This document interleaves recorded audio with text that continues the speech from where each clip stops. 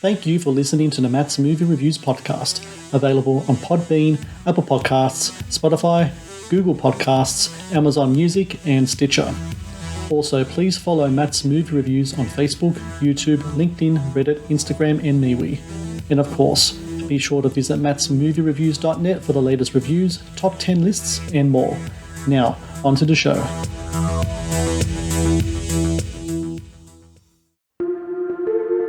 As a kid, I was very eager. I was very active. I loved to dance. But those things about me started to change. Even though I knew something was wrong, I never imagined it would be this. Empty meds. Those are all full. This is what life became. There are more cases than HIV and breast cancer combined. Right now, my hands are burning. You could do all the right things and get bit by a tick, and it'll change your world forever. I was having a lot of patients coming into my office with bullseye rashes, and about 80% would get better with antibiotics, but 20% would not. Here's a disease that's affecting a lot of people, can be costly, and there's been a very active effort to define not Lyme disease away, but chronic Lyme disease away. They saw nothing wrong in the laboratory test, and they figured she must be faking it. This is one of the most controversial, divisive debates in medicine today. The Lyme disease bacteria is definitely one of the smartest on the planet, who knows how to change forms. Every doctor I've been to is saying it's all in your head. You still have these doctors who are digging their heels in the sand. Investigate the CDC! You could image this. I'm not sure there's a controversy anymore. You have your answer. I'm not going crazy. You're not going crazy.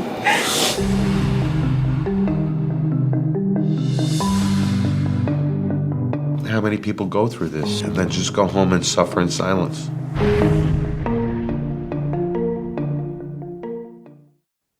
Hello and welcome to the Matt's Movie Reviews podcast. I am your host, Matthew Pejkovic, and this is episode number 492. Fresh off its one-week Oscar qualifying run is The Quiet Epidemic, a documentary that delves into the controversial history around chronic Lyme disease and the fight by patients and scientists to change outdated policy and develop new treatments. With its blend of history, patient testimonies, and scientific information, The Quiet Epidemic is an illuminating, heartbreaking, and riveting investigative documentary into a disease that affects 500,000 people per year in the US alone. And joining me now is the co-director of The Quiet Epidemic, Winslow Crane-Murdoch. Winslow, thank you so very much for your time today. Yeah, thanks for having me.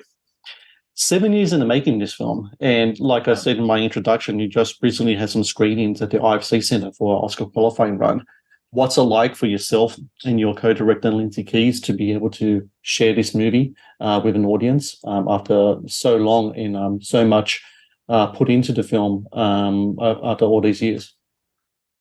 It's super exciting. I think we feel really grateful to be at this point, and it's both of our first feature films. So to be playing at the IFC Center and to be Academy qualified, and we've been to like close to 20 festivals and really incredible festivals. So, and it's been received super well. So that's just been super exciting, especially having worked on it for so long.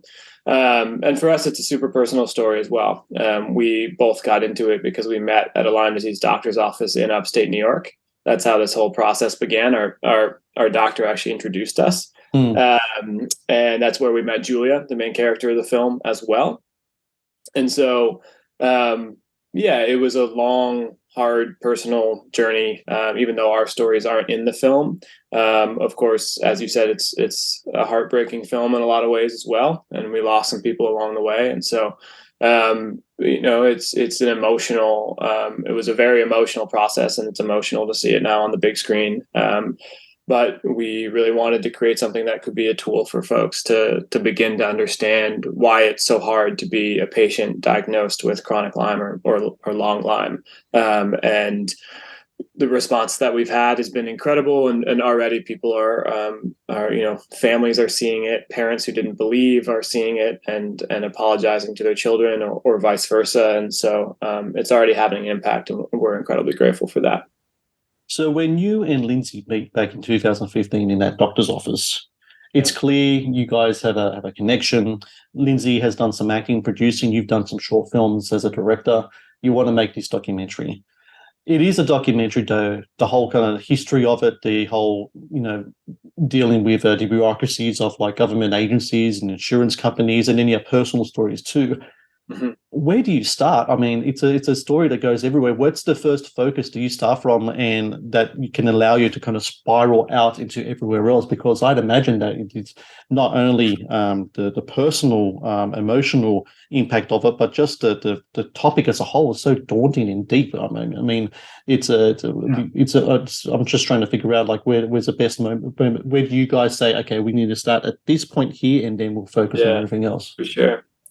I think with a lot of docs, you find it as you go, and we, of course, were doing our own learning because we were also really sick. And so, to be diagnosed in and of itself is just so disorienting. You end up in this doctor's office that doesn't take insurance, and you have to decide who to trust. And they're telling you, hey, this terrible way that you're feeling, we think is from a tick bite. And at my first appointment, they handed me a sheet that said, here's why Lyme disease is controversial. Mm-hmm. And so every part of it is strange. And so we were just kind of learning as we went. We met Julia and her father, Enrico, at the doctor's office that we were at after they were blessed by Pope Francis in December of 2015. And so that's really where things started, was just following them and starting to get to understand their story, to understand what they were up against. As you see in the film, they had some high-level officials reach out to them and try to discourage them from Lyme disease treatment. And so that was eye-opening to see the pushback that they were getting, and where that pushback was coming from and who was reaching out, et cetera, because they had been all over the news throughout the New York area. And so they were getting a ton of people reaching out to them, people saying, hey, we have Lyme disease, and people from all over the world saying, hey, we have Lyme disease. And then also people saying, hey, you're hurting your daughter by pursuing this treatment. And so that was sort of our way into the controversy, where we started to see it firsthand. And also just our personal experience of trying to get diagnosed in the first place. And then the film just broadened from there as we started to meet people, and as we raised the funds to start traveling and go around the country. And we went to Europe a couple of times. We go to India with Julia's family. And so it just, the sort of umbrella widened, and we started to really get into the details of why the controversy exists and why it's so hard to be a patient. There was a lot of really great investigative reporting that came before us, and we see a couple of those investigative reporters in the film. So Mary Beth Pfeiffer is sort of the spine of the film, and she had written an incredible book called Lyme, the First Epidemic of Climate Change, which really tracks some of that history. And then the biggest resource was Pamela Weintraub's book. She's also featured in the film. She wrote a book called Cure Unknown, which goes through all of the controversy and talks about the insurance angle and the vaccine issue and all of these things in depth. And so, we were learning as we filmed, and we were reading, and we were researching, and we were talking to all of these activists in the field. And, I think that one big thing with Lyme is that people have been fighting this for 45 years. And so there's all these people in the field that already knew so much of this. And what we were trying to do was just sort of coalesce all of that into a piece that felt like it could be coherent, where people could get a lot of that information quickly. And then, of course, so we chased a lot of stuff in production, and then in the edit was when we really had to decide, okay, what is our story? We know what the Lyme disease story is, and we know all of these different areas that we could take this, but what is it that we're going to really say that can make a coherent 90, 100-minute package that can give sort of people the primer on the information they need, but can also be really emotional as well. And we wanted it to not just be a lecture, we wanted it to feel like a film. And so that's why the character stories were so important to us, and choosing characters who aren't just victims, but are fighting back in their own ways. And I think you see that over the course of the film. Even though it's really devastating, there's a lot of hope in that as well, because these characters are really demonstrating what it means to show up and to fight for people. It's a theme that I took away from the film and I don't know if anyone's mentioned this to you, is it's the little things that kind of made or can break you. The thing that kind of caused so much suffering for people is this little thing that can hardly be seen, gets into your bloodstream and causes so much pain and suffering, and for some people for a very long time. But as Julia said at the end of the film, it's also the little things that really count as well. It's the little miracles in life that really count as well. And it's such a very wise and thing for a person of her age. By the time we hit the end of the film, she has her 16th birthday party. I'm not sure what age she was. Was she around 8 or 9 when she first was diagnosed with Lyme, around that age? She was about 11. 11 or 12. Yeah. And she's went through the walls, as to say, fever, comatose, losing hair, she can't walk. And on top of that, she has the indignity of being called a liar, but not only her doctors, but as you mentioned before, her father, who worked so very hard on her behalf to stay on top of everything and make sure that she gets the best, treatment available and the best information available, is accosted pretty much by a person from the CDC, calls the home and says, because your daughter and you have been on TV talking about Lyme, that you're spreading misinformation. And misinformation, I don't know about you, but I think that's the word of the decade so far this year, because it's been used so much. That was such an incredibly frustrating moment in the film there when you watch that, because there's nothing worse than seeing people suffering and then being given the indignity of having their credibility questioned as well. Yeah. Exactly. When it comes to Julia and her family, what do yourself and Lindsay take from them? Because you two are both suffering as well from the same disease while this is going on. What do you take from them two and their story that makes not only your own personal life, medical emergency at that time, does it make it easier? Does it give you more inspiration? And also as filmmakers, does it also give you kind of like a certain sense of, look, we have a great story here, and we really need to follow through with this to wherever it takes us, because I think it's really important that, as you said before, those personal stories are the ones that really, you can talk about all the medical stuff, you can talk about all the stuff with the government agencies, but it's that personal stuff that's the center, that's the nucleus that really drives this story forward, I think. Yeah, no, for sure. Yeah, no, I appreciate those observations. I think that we, to me, their story was a love story, the love between a father and his daughter and the whole family as well.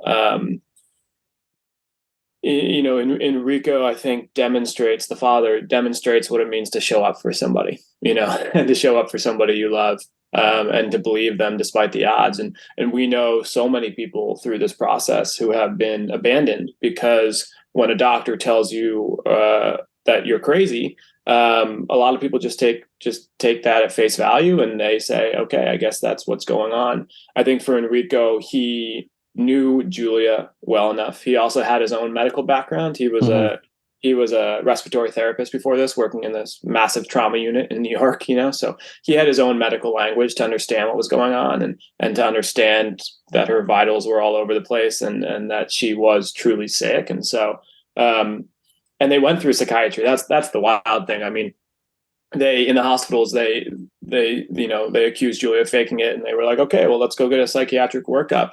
And the psychiatrist came back and said, we think this is a physiologic illness that you need to get looked at. I believe the term that they used was conversion syndrome, which I think is a nice way of saying you're just, putting your own spin on this kind of thing, right? Yeah. Right.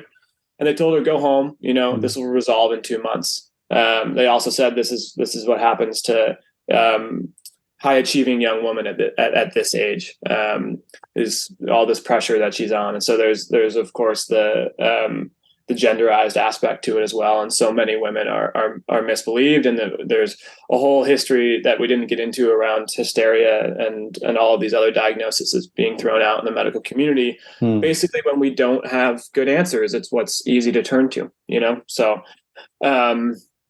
I think what we realized right away that their family was just so incredibly special. I think that, as I said earlier, we were looking for people that weren't just victims, and they were really cognizant about fighting every day for what they needed and what they felt like they deserved, but also maintaining hope, maintaining joy. The family's incredible. We became incredibly close with them. They're first generation Italian American, and we'd go over there and have these shoots, and then they'd feed us more dinner than you could possibly imagine. And at least you got your catering sorted. Yeah, exactly. Yeah. The whole family was just so special in that way, and I think that we knew that this story would be a demonstration of what it means to really to fight as a patient, but also what it means to be a caregiver. And I think those stories also aren't told enough. Being a caregiver is incredibly difficult. And you see, it's a full-time job. Enrico left his job, and his wife still works, and she's the breadwinner for the family now because she made a little bit more than he did. And he left, and his full-time job is fighting with insurance companies. After our IFC opening, I think the next day he was going to the Supreme Court of New York to fight for a new treatment that she's trying to get at the spinal clinic. And the insurance company denied it, and they wrote on her denial form, and this is just a couple of weeks ago, that she doesn't meet the criteria for physical therapy. So that shows you what she's up against. She's in a wheelchair. She hasn't walked for 7 years. They said you'll get better in 2 months. It's been 7 years. She's still in the wheelchair, still can't walk.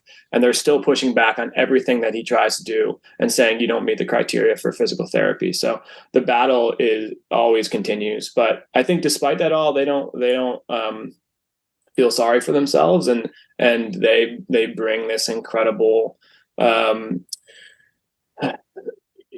they're just incredible examples of how to fight something, but also to not let it consume you. And they still live, and they still have hope for the future. And Julia just started college. She's pre-med right now, okay. which is really exciting. Her brother is now a doctor. So the whole family is just incredible. And Dr. Neil Spector is the same exact way. And when we met both of them, we just knew that these were stories that we had to follow. The last thing I'll say on that is, when we first started filming with Julia, the hope was really that she was going to get up and walk. I think that was everybody's hope, right? That she would have this miracle of the Pope coming down and blessing her, and then all of a sudden she stands up out of the wheelchair and everything goes back to normal.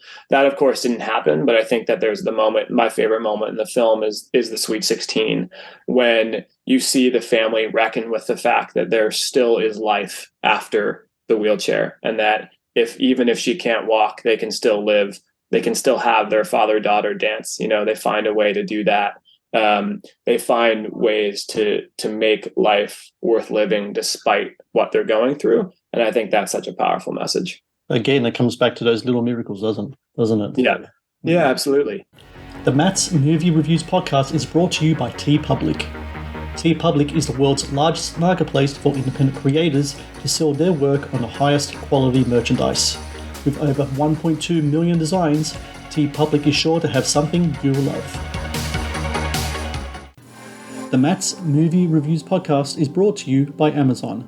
The world's leading online store, Amazon is your first stop to buy a wide range of products at competitive prices with fast delivery times. Amazon is also a world-class entertainment hub that includes Prime Video, Audible, Twitch, Amazon Music, and more. Sign up with Amazon today and experience the best in online shopping and entertainment. Please support Matt's Movie Reviews on Patreon. Get access to exclusive content, request movie reviews and top 10 lists, and help support my work. Please click on the Patreon link in the description below. Let's talk about Neil Spector here for a moment. He passed away in 2020. He was such a tireless advocate, and also his research into Lyme disease, his fight against in many ways, the establishment that he's himself as a professor, as a doctor, that I wouldn't say he's a part of, but at least he's kind of like his territory, his field, has just been remarkable. He himself was a person who was diagnosed, and it comes back to this comment that I've heard. I don't know if it was in your movie, but maybe I read it somewhere else, which is the Lyme community. It's a community of not only not only advocates, not only patients, but also people like a Neil Spector who have the resources, have the will, have the way to really try to make inroads into what can be done in trying to help people like Julia. And in a lot of ways throughout the film, we kind of see these kind of like advancements in medical technology and new technology to try to get to the bottom of what is happening with these patients, especially with people suffering from long-term chronic Lyme disease. What was it like meeting him? Because he just comes across as a really kind of remarkable man in so many ways. Yeah, no, he's incredibly remarkable.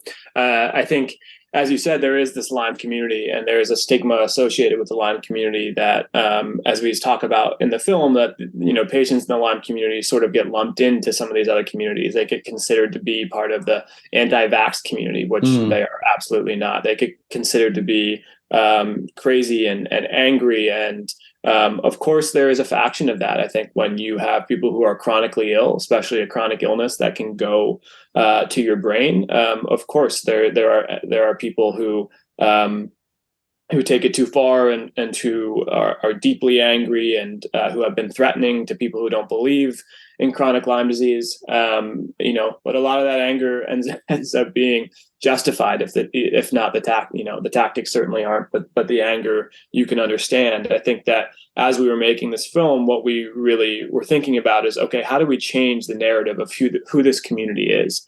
And Dr. Spector is such a perfect example of that. Here's a guy who's a world-renowned cancer scientist. He went to Harvard Medical School. He's at Duke University now. He created 2 cancer drugs that are now in the clinic for breast cancer that are saving people's lives. Dana-Farber Cancer Institute. I mean, you name it. Like every he checks every resume box that you'd want to have.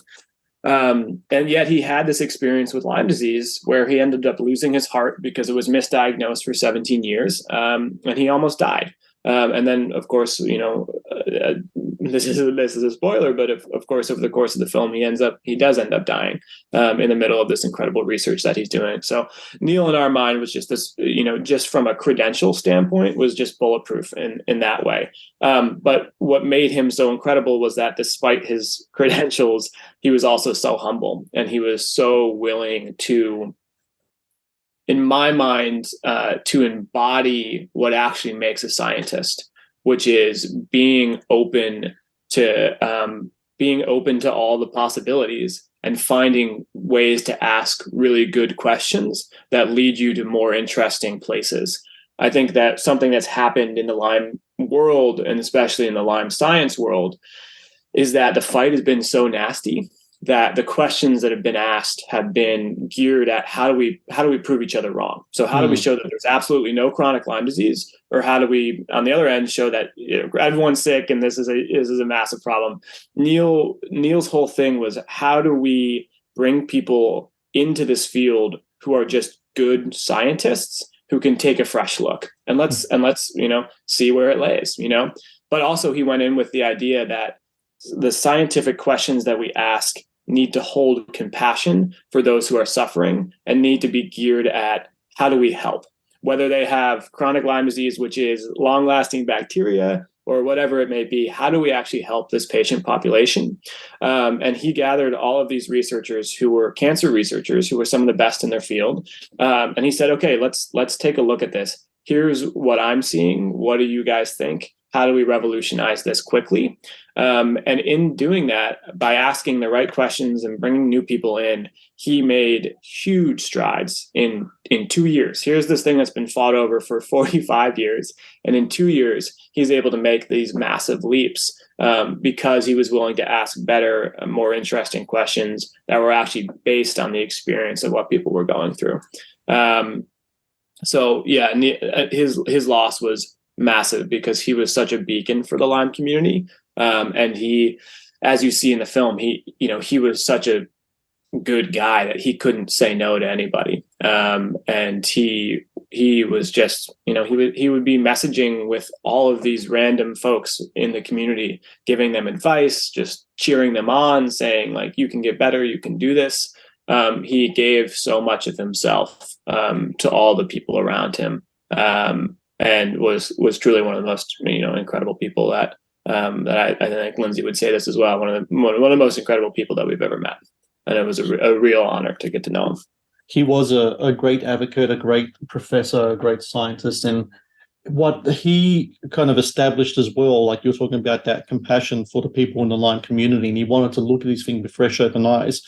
And I think one of the themes in the film is the theme of dogma in regards in the established medical community, CDC, the NIH, the IDSA.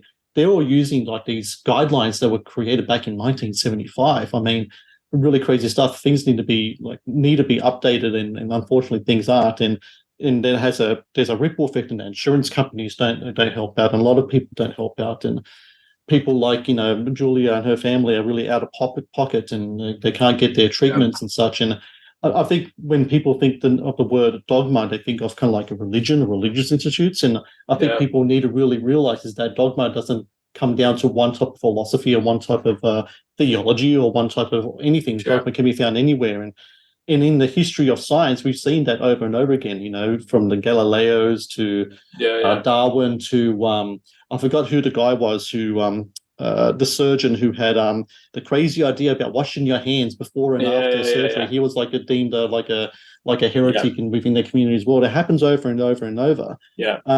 And I think that's just a really interesting thing as in the science community, because the whole point about science is that you look at your research over and over and over again.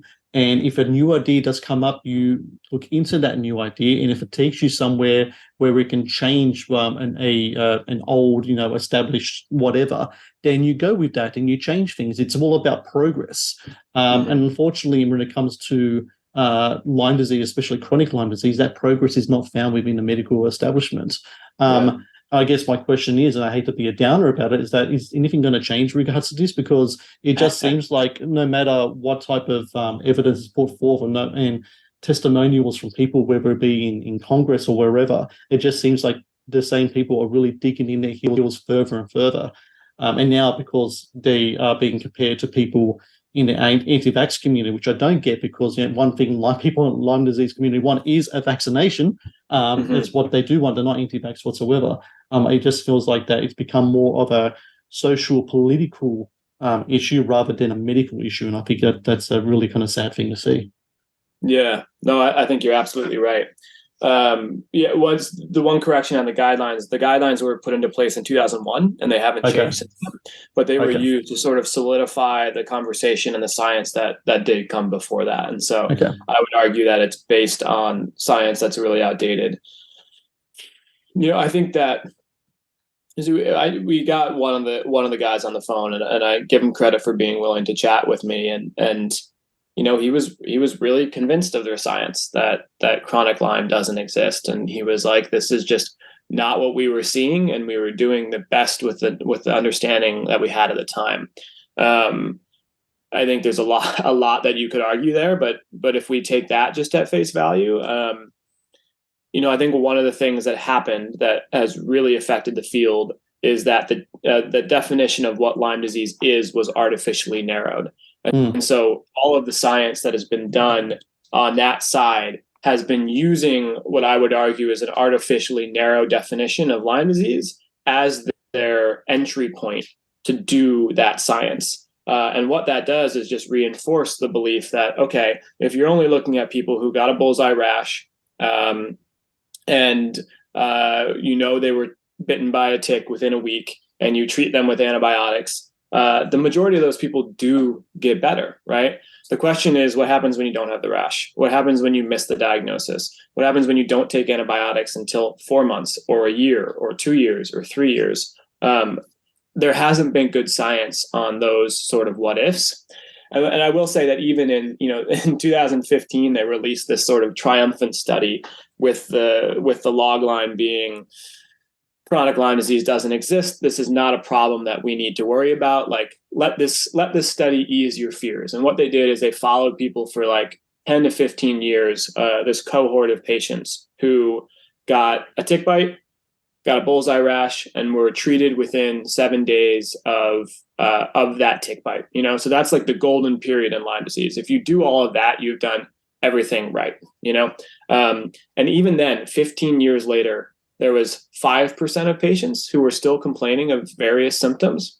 And they use that to say that's a super small percentage. That's nothing to worry about. These are just these sort of weird outliers, and they're complaining of a little bit of joint pain, a little bit of fatigue. We don't really need to worry about that, right? I look at that and I say 5%, 15 years later, of people who got treated right away, that to me suggests that there's still a problem. And what do you do when, okay, it's not within the week of treatment? Again, you didn't get the bullseye rash, all of those things as they start to snowball further and further from the tick bite.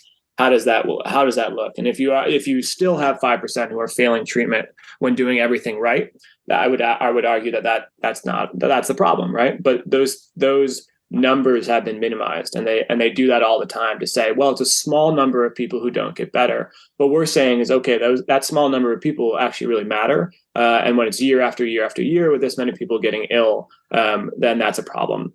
I think to answer your question about are things going to change, I think there is some hope right now. So one is that the NIH has approved a lot more money for Lyme disease research. I don't have the exact numbers in front of me, but there has been a lot of good activism on the ground that has led to an increase in funding dollars. One of the things that we're calling for is that funding needs to go to new scientists in a similar way to Neil was saying, we need to bring new people in.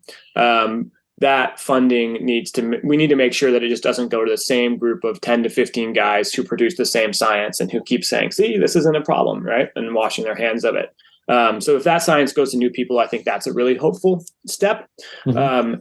The other thing that I think is hopeful is that, COVID has really changed the landscape for how we think about disease and public health. And so, if you look at what happened with COVID, early on, this idea of long COVID was really dismissed by the medical community. And people were using a lot of the same language that they were using around Lyme disease of, oh, well, this can't be traced back to COVID. This person just suffering the aches and pains of daily living. And brain fog isn't really a symptom, all these types of things.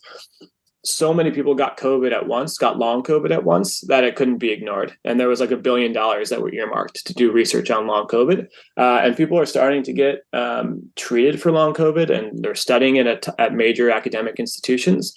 I think whatever is happening with long COVID is going to unlock some answers with what's happening with Lyme disease. If they continue to approach it in an open-minded way. I think it'll also unlock answers for chronic illness in general and give us a sense of what might be happening in these patients who have chronic fatigue syndrome, who have fibromyalgia, who have all of this sort of cascade of autoimmune conditions that are on the rise. Are there underlying infections that could be a part of it? Is it a post-viral process or a post-bacterial process that's causing the immune system to go haywire? Is it some mix of the two? I would argue that probably the answer is going to lie somewhere in between those two extremes, right? As it often does. So I'm hopeful that research and that sort of understanding, it's sort of a paradigm shift to say that one disease can look different depending on who we are, right? And what we show up with. It's not going to be the same for everybody. And that understanding could cause huge strides for folks in the chronic illness community. And hopefully also, in COVID, I think we began to understand how bad antibody tests are for COVID. Early on, we realized that there was all these articles in the New York Times, et cetera, being like, COVID antibody tests have a 50% false negative rate. We would argue that Lyme disease is around the same. And people were writing, well, you can't trust antibody tests for X, Y, Z. Sure, if they're positive, they tell you something.